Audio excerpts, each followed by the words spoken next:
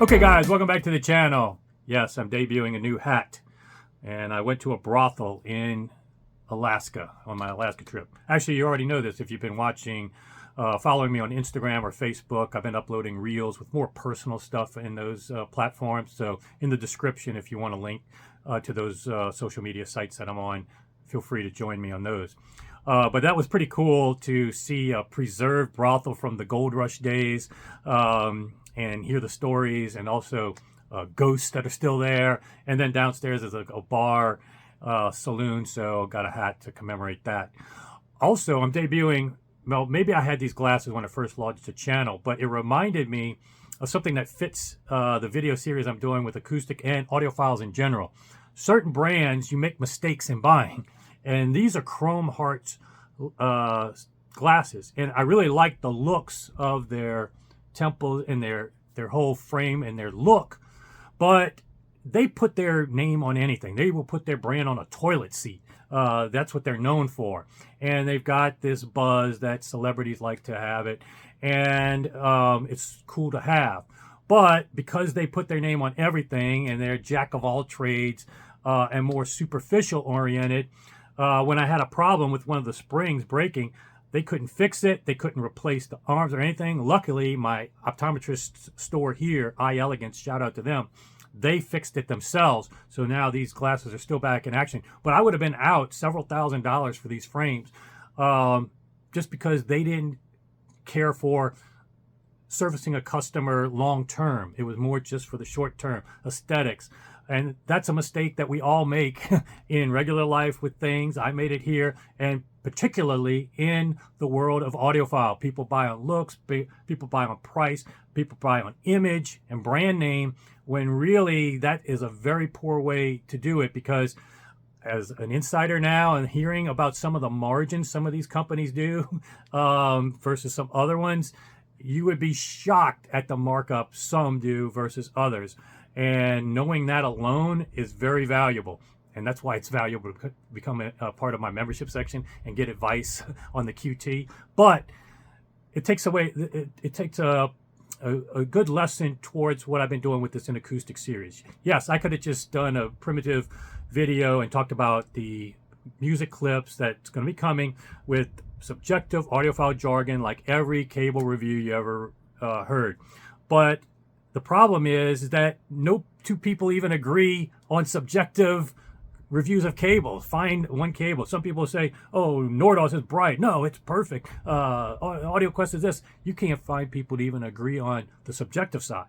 And then numbers don't always tell the story too. Sometimes it will help you. Sometimes it won't help you, depending on a lot of variables. So what I wanted to do was showcase in my buying decisions I've learned, like the glasses I bought subsequent to these, look at other metrics than just the looks, price, or image.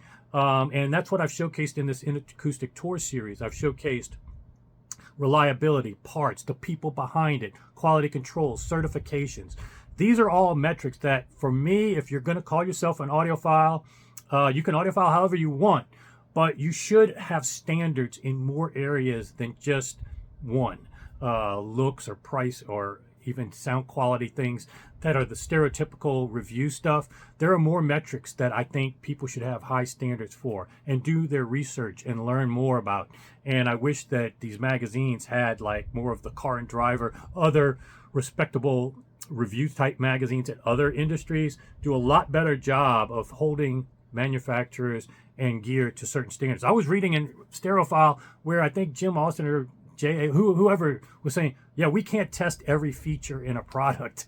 That he was making an excuse of why some of the reviews don't test every feature in a product. I'm like, why not? I mean, that's your job. You get these products for free for 6 months or even more. I mean, test the freaking product. You know, learn more about the brand, learn more about the people behind it. And that's what I've tried to do with this Inakustik series. It's not the most popular thing, but if I'm helping to move the needle with just a few people or helping those people that want and have standards in these areas, that's going to be a big deal. And it's going to pay off when you hear the video of the sound clips. You're going to be impressed, I think, even with the sound clip over YouTube and headphones, because that's what is the purpose of today's video. I was re-listening to those clips I filmed a few months ago and reminded me how good it sounded live. And one of the things, obviously, the speaker cables and the cabling from Inakustik play a part in that, and we do A/B comparisons, but I don't want to spoil that part. That's going to be a separate video. What I also noted was a consistent theme now with this Audiovector speakers, and they came to my attention 3 years ago at the Home Entertainment Show in Long Beach. And if you go back and watch that video, it was one of my favorites of that show. And it's very innovative. It's not just another Me Too box speaker with very minor differences, mostly aesthetic, or they say custom drivers. They are doing some very innovative things, and that's what I dive into today. To give you that preface before you hear the music clips, this will kind of give you an indication why it sounds so good when you hear it, because it's not your stereotypical box speaker sound. Lots of quality and design, innovativeness. The AMT's got a rear, almost like an open baffle side. It's got a rear firing mid-range, down firing driver with a unique porting, grounding post. All this stuff I talked to the representative at Inakustik about. Now, his English translation is a little bit tougher than Sven and others, but I think you'll get the message even though English isn't his first language.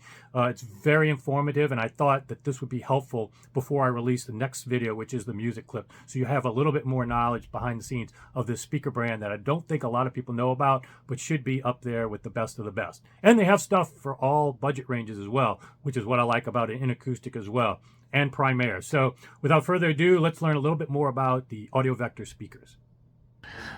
Okay, guys, as you heard, or will hear if I put the music clips at the end, this is a very impressive speaker. It's one that intrigued me a couple years ago, and I want to show you more about that in a second.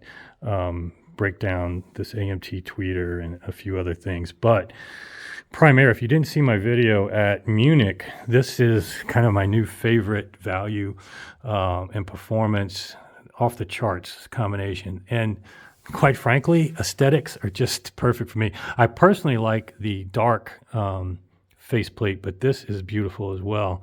And the level of parts and everything from the knobs, this little bit of offset here. If you watch the video from Munich, a lot of this is purpose built. This is not just a thin aluminum chassis. This is a thick faceplate. Again, compare this to many other electronic brands and tell me which ones are significantly better.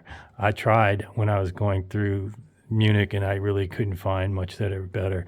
One thing that's interesting is that their power buttons are built into their logo.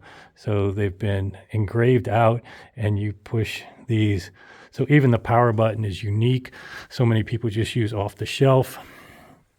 And inside, as you saw when Terry, there's equally impressive inside. This does not look like anything that be low budget gear. You get a tremendous amount of value, and as you heard or will hear, depending on where I put the music clips, this is a very refined sound, and is, you know, my new favorite for recommending on budget. But the speaker itself impressed me. Didn't have a lot of the issues of point source box speakers because the tweeter is mounted higher. It was for an AMT tweeter, it was much better than most with AMT tweeter in terms of super pure, no sibilance, no etching, and they integrated well with the other drivers. It was very coherent. Vocals sounded so real. And a lot of that has to do with certain things that I think are in this box here. Can you walk through a little bit? You're showing me this is the AMT tweeter assembly. And so what were you saying here? This is for the open, almost the open baffle configuration of it. Yes, you have here the front plate, you have the S-stop filter, you have also the membrane of the air motion, the magnet, and the back plate opened for the SEC system on the R8 to play that the allow it to vent to the back. Okay. Yeah. And not so again, like I told people in one of my wrap-up videos, just because you see a part, don't make judgments about how it sounds. This AMT sounds a lot different, I can tell you, than other AMT tweeters I've heard because of the application, certain things behind the scenes that you don't see. This is probably one of the best AMT implementations in sound I've heard, and especially even where it's mounted in the cabinet. Again, the part alone cannot judge the performance. You have to take it all together.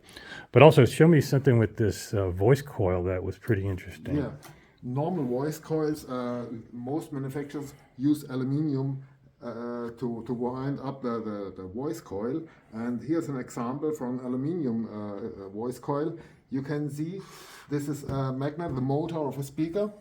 And I put the voice coil inside the aluminium, and you can see, oh, no, that's the wrong one, sorry. That's the aluminium voice coil. And you can see it slows down, it gets a little bit, slow down. And if you took a titanium voice coil, titanium, like Audiovector did in all their R-series speakers, you can see the difference. The one is falling down. There's no resistance at all. Yeah.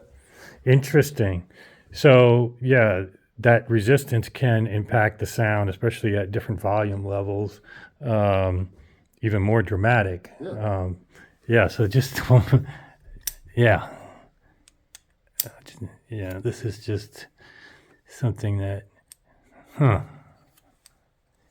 that's very interesting. So that could be a large part, again, of what I'm hearing too, but as a package, and then also the beautiful finish, can't overlook that part. Lots of options to choose from. Pretty much should cover most people's taste. So I'm very impressed. And then I guess they have showcasing the ground wire, and maybe Holger could go over a little bit about why grounding a speaker cable makes sense. But overall, this gives you a good view of what Audiovector does, what they're doing different, and I can now attest that they're doing right. So hope you enjoy. We're going to talk a little bit about why Audiovector has the grounding post. It's added on for a reason, and lots of people attest to it.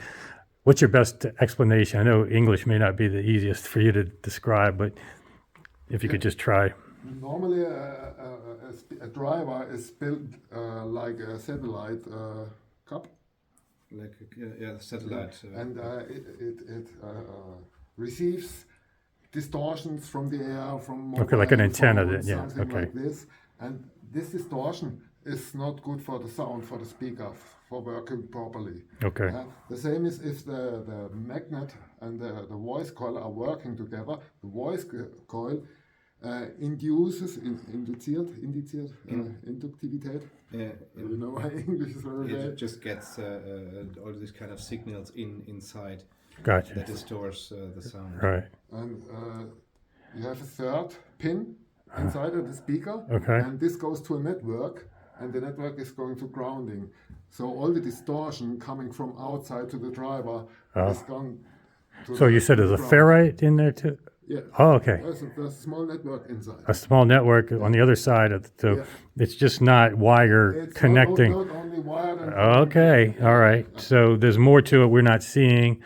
Makes more sense now that you're kind of explaining the purpose of it, and certainly adding that extra to it is now being seen more and more often on speakers. I know Tannoy and I think Tidal does it as well. So yeah, people are doing this and people are testing to it. We didn't test it on or off, but yeah, this speaker sounds phenomenal and is definitely one. This is in the 50,000 range, 60, 62. So, For both. okay, for both. Okay. I was going to get a center channel. I needed one, but anyway. But this is definitely a consideration in a very tough budget range. A lot of competition, but if you haven't heard of Audiovector in terms of aesthetics, you know, that's going to be subjective, but I think it's beautiful. But the presentation being with the higher tweeter presentation, much more floor to ceiling than most $50,000 speakers mounted with the tweeter a little bit lower.